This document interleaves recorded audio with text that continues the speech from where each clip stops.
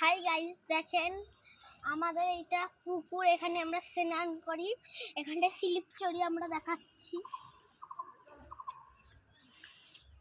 এই দেখেন আমরা নেমে যাচ্ছি।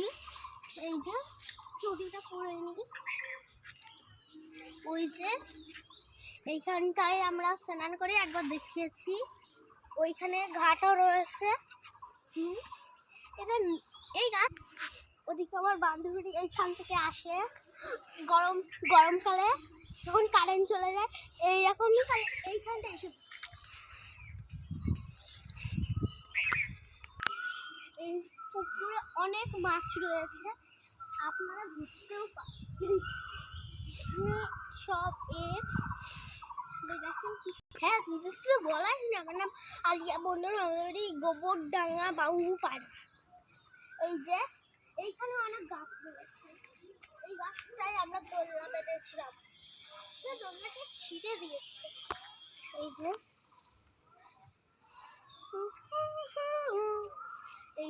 কি সুন্দর পুকুর, এত হাওয়া, দীঘায় যেতে আর হবেই না। দেখেন মনে হচ্ছে দীঘায় বসে রয়েছে। এখন দুপুরে কারেন্ট চলে যায়, তখন আমরা এখানে বসি। কাল রাত্রিরে কারেন্ট চলে গেছিল, তারপরে আজকে এক্ষুনি কারেন্ট আসলো আমাদের এখানে। আমরা এতক্ষণ এখানে বসেছিলাম। এই যে এই ঘাসগুলো সব শুকিয়ে গেছে। মানে অনেকগুলো গাছ রয়েছে, আরো অনেক গাছ আমরা ওইদিকে আম কুড়াতে যাই, ক্যামেরা করে ওইদিকে দেখিয়ে দাও।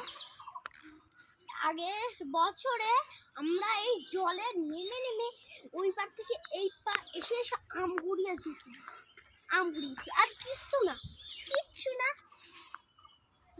ওইখানটায় এত বড় বড় আমের গাছ, না